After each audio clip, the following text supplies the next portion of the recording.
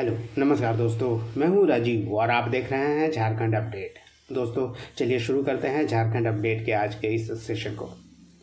Jharkhand update के आज के इस सेशन में यानी 30 दिसंबर के इस सेशन में झारखंड करंट अफेयर्स के कुछ इंपॉर्टेंट प्रश्नों को हम लोग व्याख्या के साथ देखने वाले हैं। वन लाइनर्स के फॉर्म में कुछ पुराने प्रश्नों को हम लोग रिवाइज करेंगे इस सेशन में, और एक अभ्यास प्रश्न भी होगा सेशन के अंत में जो आपके लिए है। इसका जवाब आप कमेंट में कर सकते हैं।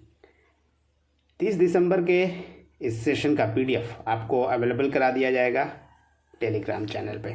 अगर आपने ज्वाइन नहीं किया है तो आप ज्वाइन कर सकते हैं, लिंक अवेलेबल है डिस्क्रिप्शन में।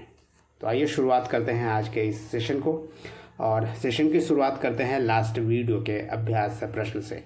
और जो अभ्यास प्रश्न मैंने पूछा था लास्ट वीडियो में वह था, झारखंड के किस जिले में गिद्धों के संरक्षण के लिए गिद्ध भोजनालय यानी वल्चर रेस्टोरेंट स्थापित किया गया है? Option A Giridih, option B Koderma, option C Latehar या ऑप्शन डी पलामू। दोस्तों आपको बता दें, जो गिद्ध भोजनालय खोला गया है झारखंड में वो कोडरमा जिले में खोला गया है, गिद्धों के संरक्षण के उद्देश्य से। आपको बता दें कि गिद्धों के संरक्षण को बढ़ावा देने के लिए कोडरमा जिले में गिद्ध भोजनालय यानी वल्चर रेस्टोरेंट खोला गया है। तिलैया नगर परिषद के अंतर्गत गुमो नामक स्थान पर इसे स्थापित किया गया है। और डाइक्लोफेनाक नामक जो दवा है जिसके कारण गिद्धों की संख्या कम हो रही है ये बताई गई है। आपको बता दें कि डाइक्लोफेनाक ऐसा दवा है जो कई पशुओं को दिया जाता है और जिसके मरने के बाद गिद्ध खाते हैं, जिसके कारण ये बीमारी के कारण कई गिद्धों का जो है संख्या कम होता गया था। आपको बता दें कि डाइक्लोफेनाक जो है पशुओं को दी जाने वाली एक दवा है। इसके इस्तेमाल से कोडरमा में यह पक्षी लगभग गायब हो गए थे।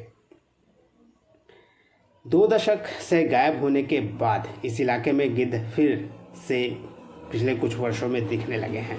2019 के पूर्व एक भी गिद्ध यहाँ नहीं दिखा करता था। गिद्धों को सुरक्षित आवास उपलब्ध कराने के लिए झारखंड वन विभाग ने हजारीबाग के केंद्र से 100 किलोमीटर के दायरे में सुरक्षित क्षेत्र भी घोषित कर रखा है। इसके अलावा बता दें कि गिद्ध संरक्षण एवं प्रजनन केंद्र भी खोला गया है। 2014 में झारखंड वन विभाग ने मूटा क्षेत्र में अपना एकमात्र गिद्ध संरक्षण एवं प्रजनन केंद्र स्थापित किया हुआ है। चलिए अब कुछ नए प्रश्नों को देख लेते हैं इस सेशन में, और इसके तहत जो आज का पहला प्रश्न है यह प्रश्न है, विपुल नायक किस नृत्य के लिए जाने जाते हैं जिन्हें ओडिशा में नृत्य रत्न अवार्ड से सम्मानित किया जाएगा? कथक, कुचिपुड़ी, ओडिसी या मोहिनीअट्टम? आपको बता दें कि ये रांची के रहने वाले हैं, झारखंड के हैं विपुल नायक, और ये कथक के नृत्य के कलाकार हैं। आपको बता दें कि रांची के कथक कलाकार हैं विपुल नायक, जिन्हें पुरी में नृत्य रत्न अवार्ड से 2025 में सम्मानित किया जाएगा। और ये जो सम्मान समारोह है वो उड़ीसा के पुरी में आयोजित किया जाएगा 13-14 जनवरी 2025 को। विपुल नायक पिछले 3 दशक से लगातार ये नृत्य के लिए जो है प्रदर्शन कर रहे हैं, नृत्य का प्रदर्शन अपना कर रहे हैं, और उनके शानदार सफ़र के कारण ही उन्हें आकलन करते हुए और उनके जो योगदान है उनका इस क्षेत्र में, उनके लिए यह रत्न अवार्ड दिए जाने की घोषणा की गई है। और 13-14 जनवरी को जो कार्यक्रम आयोजित किया जाएगा पुरी में, वहाँ उनके शानदार सफ़र के लिए सम्मानित किया जाएगा। विपुल नायक के बारे में बता दें कि रांची में 1976 में जन्मे थे। कथक में BHU बनारस से PG और PhD कर चुके हैं। विपुल नायक को हरिवंश राय बच्चन की मधुशाला के लिए राष्ट्रीय पुरस्कार से सम्मानित किया जा चुका है।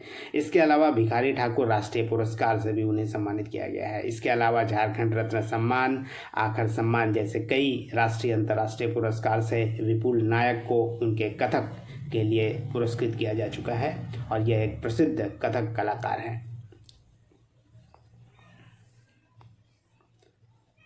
झारखंड में पंजीकृत लगभग 10 लाख भवन और अन्य निर्माण श्रमिकों के लिए श्रम नियोजन एवं प्रशिक्षण विभाग इनके स्वास्थ्य की जांच के लिए कितने रुपए की मेडिकल चेकअप फ्री करने की योजना ला रही है? 2000, 4000, 6000 या 10,000?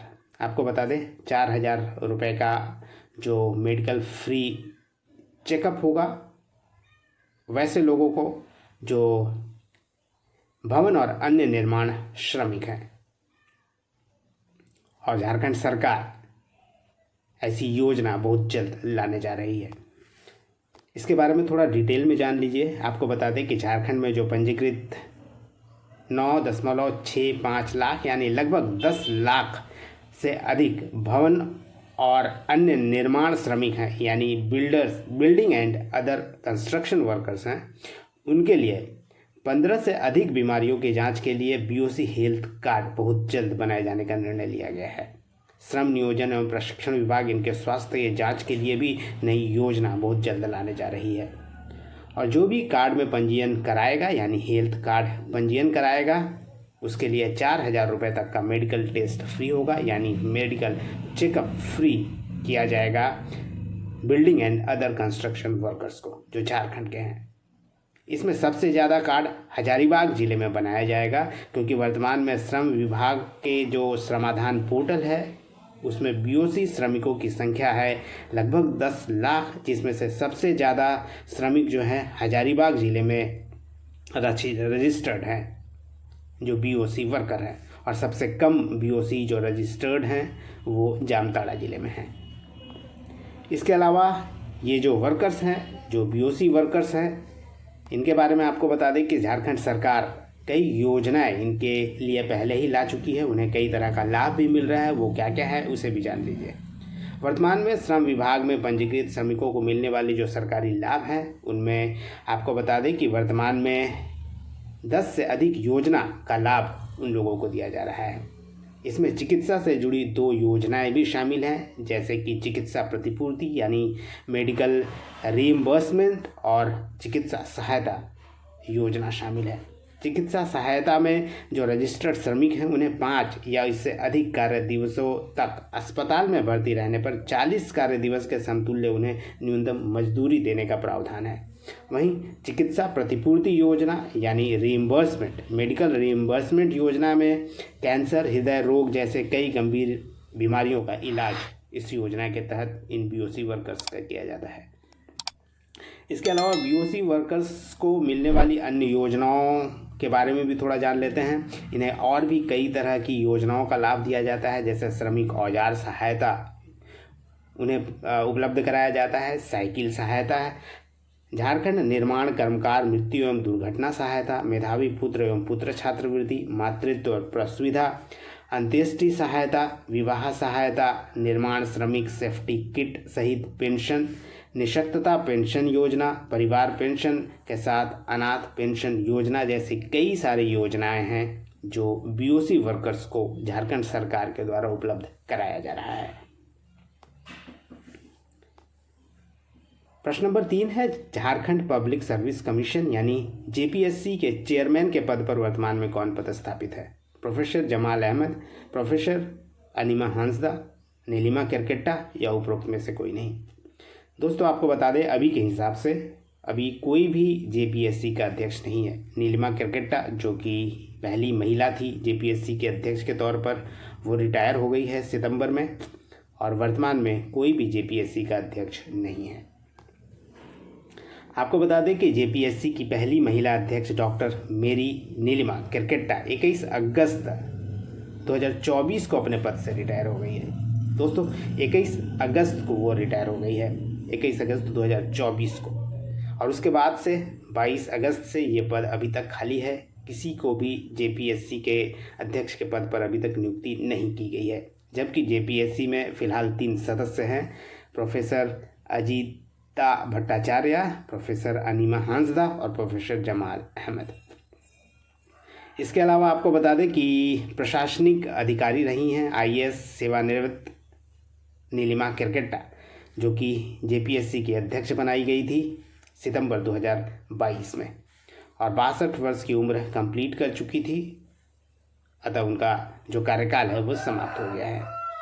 और नीलिमा केरकेट्टा महाराष्ट्र कैडर की 1994 बैच की आईएएस अधिकारी रही है। विजय कुमार सिंह निम्नलिखित में से क्या थे जिनका निधन 16 दिसंबर 2024 को हो गया? अर्थशास्त्री, खेल निदेशक, झारखंड आंदोलनकारी या आरयू के रांची यूनिवर्सिटी के पूर्व कुलपति। आपको बता दें विजय कुमार सिंह शिबू सोरेन के साथी रहे हैं, यानी झारखंड आंदोलनकारी रहे हैं। उनका निधन हो गया है। एक वरिष्ठ अधिवक्ता भी थे। आपको बता दें कि विजय कुमार सिंह जो कि एक वरिष्ठ अधिवक्ता भी थे, झारखंड राज्य आंदोलनकारी थे। 1980 के दशक में झारखंड मुक्ति मोर्चा के अध्यक्ष शिबू सोरेन के सहयोगी रहे हैं। 16 दिसंबर 2024 को 78 वर्ष की आयु में दुमका में उनका निधन हो गया और वर्तमान में वो झारखंड मुक्ति मोर्चा के केंद्रीय महासचिव, इसके अलावा संथाल परगना प्रमंडल में पार्टी के मुख्य संयोजक यानी कन्वीनर भी थे। इसके अलावा एक और आंदोलनकारी थे वरुण चक्रवर्ती, जिनका निधन हो गया। आपको बता दें कि रेलवे ट्रैक पर इनका शव मिला था।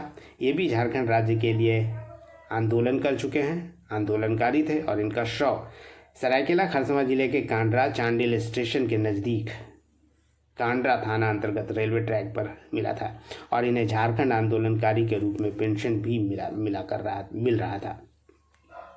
ये थे वरुण चक्रवर्ती। नेक्स्ट प्रश्न है Birsa Munda open national taekwondo championship 2024 में क्योरुगी वर्ग यानी क्योरुगी कैटेगरी और पूमसे वर्ग यानी पूमसे कैटेगरी में क्रमशः कौन सा राज्य प्रथम स्थान पर रहा है? झारखंड और यूपी, झारखंड एमपी, झारखंड और बिहार अथवा झारखंड और उड़ीसा। दोस्तों आपको बता दें जो क्योरुगी वर्ग था, क्योरुगी कैटेगरी, उसमें झारखंड प्रथम स्थान पर रहा था और पूमसे वर्ग में उड़ीसा प्रथम स्थान पर रहा था, यानी ऑप्शन डी इसका सही उत्तर है। आपको बता दें कि तीसरा भगवान Birsa Munda open national taekwondo championship 2024 का आयोजन किया गया था 27 से 29 दिसंबर 2024 के दौरान मेगा स्पोर्ट्स कॉम्प्लेक्स रांची में। ताइक्वांडो फेडरेशन ऑफ इंडिया के द्वारा यह आयोजित किया गया था और क्योरुगी वर्ग में, क्योरुगी कैटेगरी में झारखंड पहले स्थान पर रहा था, उड़ीसा दूसरे, जबकि उत्तर प्रदेश तीसरे स्थान पर रहा। वहीं पूमसे कैटेगरी में उड़ीसा पहले स्थान पर था और बिहार दूसरे स्थान पर था। चलिए दोस्तों, अब बारी है कुछ प्रश्नों को रिवीजन करने की और इसके तहत जो पहला प्रश्न है यह है राज्यपाल संतोष गंगवार का प्रधान सचिव किसे नियुक्त किया गया है? दोस्तों विप्रा भाल जो कि वरिष्ठ IAS अधिकारी हैं, उन्हें प्रधान सचिव नियुक्त किया गया है राज्यपाल का। इससे पहले मदन मोहन कुलकर्णी प्रधान सचिव हुआ करते थे। HEC का किस सार्वजनिक कंपनी में विलय का प्रस्ताव है? आपको बता दें HEC रांची का जो काफ़ी बुरा हालात में चल रहा है, भेल में इसकी विलय का प्रस्ताव किया गया है। 6th हॉकी इंडिया पुरस्कार 2023 का upcoming player of the year hockey India Anshuta Lakra पुरस्कार किसे दिया गया है? आपको बता दें यह पुरस्कार दिया गया है दीपिका सोरेन को।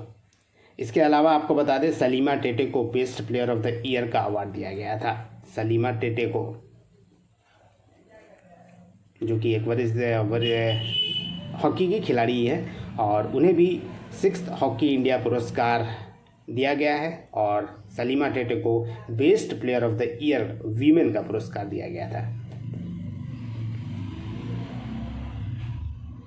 राष्ट्रीय अंतरिक्ष दिवस पर झारखंड के कितने वैज्ञानिकों को राष्ट्रीय विज्ञान पुरस्कार से सम्मानित किया गया था? दोस्तों 2 ऐसे वैज्ञानिक थे जिन्हें राष्ट्रीय अंतरिक्ष दिवस पर पुरस्कृत किया गया था। ये जो पुरस्कार प्राप्त करने वाले जो वैज्ञानिक थे वो 2 थे, डॉक्टर अभिलाष और एक डॉक्टर पूर्वी सैकिया।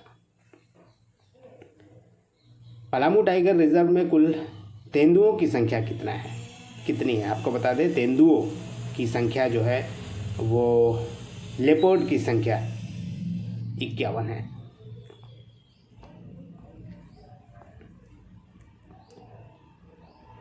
संथाली भाषा की लिपि ओलचिकी का डिजिटल फॉन्ट किसने तैयार किया है? ये दोस्तों श्याम मुर्मू के द्वारा तैयार किया गया है। बेचन उरांव को किस देश द्वारा प्रज्ञा मातृभाषा साहित्य पुरस्कार 2024 से सम्मानित किया गया? नेपाल द्वारा उन्हें बेचन उरांव को सम्मानित किया गया है। मतदाता के दृष्टिकोण से झारखंड का सबसे बड़ा लोकसभा क्षेत्र कौन सा है? ये धनबाद है।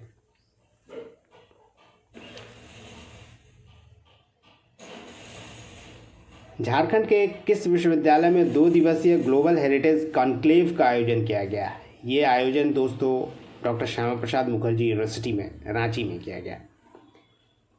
संगीत नाटक अकादमी 2023 से किसे हाल ही में सम्मानित किया गया है? यह सम्मानित किया गया है परीक्षित महतो को। आपको बता दें कि ये छऊ कलाकार हैं और छऊ के विकास एवं प्रसार के लिए उन्हें सम्मानित किया गया है संगीत नाटक अकादमी पुरस्कार 2023 से।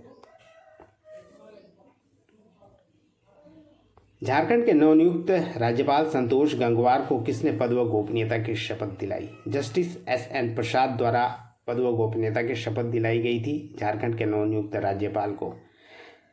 एम.एस. रामचंद्र राव से पहले जस्टिस एस.एन. प्रसाद एक्टिंग चीफ जस्टिस थे। अब तक झारखंड के कितने राज्यपालों को पद पर रहते हुए राज्यपाल नियुक्त कर महाराष्ट्र स्थानांतरित किया गया है? दोस्तों आपको बता दें कि ये एक इंटरेस्टिंग फैक्ट है कि पद पर रहते हुए 3 ऐसे राज्यपाल हुए हैं झारखंड के जिन्हें महाराष्ट्र स्थानांतरित किया गया है। एक तो कांग्रेस के थे के शंकर नारायण थे। दूसरे रमेश बैस, जिनको आप अच्छी तरह से जानते हैं, जो कि सीपी राधाकृष्णन से पहले थे, और सीपी राधाकृष्णन को भी महाराष्ट्र भेज दिया गया था झारखंड के राज्यपाल रहते हुए। इसलिए 3 ऐसे राज्यपाल रहे हैं झारखंड में जो झारखंड के राज्यपाल रहते हुए उन्हें महाराष्ट्र भेजा गया है। एक के शंकर नारायणन, दूसरा रमेश बैस और तीसरा सीपी राधाकृष्णन। नेशनल हो फिल्म फेस्टिवल सिने अवार्ड में किस फिल्म को बेस्ट फिल्म का अवार्ड दिया गया है? ये फिल्म था दोस्तों बार बीता हासा लागीड को। खीरू महतो को किस सदन में जेडीयू का सचेतक बनाया गया है? बता दें राज्यसभा में खीरू महतो को जेडीयू का सचेतक बनाया गया है। जेडीयू के ये राज्यसभा सांसद है खीरू महतो, और ये बिहार से सांसद है, जबकि वर्तमान में झारखंड के ये प्रदेश अध्यक्ष भी हैं जेडीयू के। झारखंड के किस जिले में स्थित दूधिया नाला में डायनासोर के पहले के जीवों के होने के संकेत जीएसआई को मिले हैं? दोस्तों ये एरिया है हजारीबाग, और ये जो हजारीबाग एरिया है यहाँ पे कभी जीएसआई के द्वारा रिसर्च में बताया गया है कि यहाँ कभी ग्लेशियर हुआ करता था, गोंडवाना लैंड का हिस्सा था, और ये जो दूधिया नाला है इसे राष्ट्रीय धरोहर भी घोषित किया गया है दूधिया नाला को। तो दोस्तों ये था रिवीजन प्रश्न। आइए आज का अभ्यास प्रश्न देखते हैं, और आज का अभ्यास प्रश्न है केंद्रीय बजट 2024-25 में किस योजना या अभियान के तहत 63,000 गाँवों के विकास के लिए एक नई योजना शुरू किए जाने की घोषणा की गई है? ऑप्शन ए है प्रधानमंत्री जनजातीय उन्नत ग्राम अभियान, ऑप्शन बी है प्रधानमंत्री जनजातीय उन्नत जनमन योजना, ऑप्शन सी है प्रधानमंत्री जनजातीय उन्नत सूर्योदय योजना, अथवा ऑप्शन डी प्रधानमंत्री जनजातीय उन्नत पूर्वोदय योजना। तो ये है दोस्तों आज का अभ्यास प्रश्न। उम्मीद करता हूँ इसका जवाब आप कमेंट में करेंगे, और नेक्स्ट सेशन में इसे हम लोग डिटेल में देखेंगे पूरे उत्तर को व्याख्या के साथ। तो ये था आज का सेशन झारखंड अपडेट का, और उम्मीद करता हूँ पसंद आया होगा। धन्यवाद। फिर मिलते हैं नेक्स्ट सेशन में, तब तक जुड़े रहिए और देखते रहिए झारखंड अपडेट। धन्यवाद दोस्तों।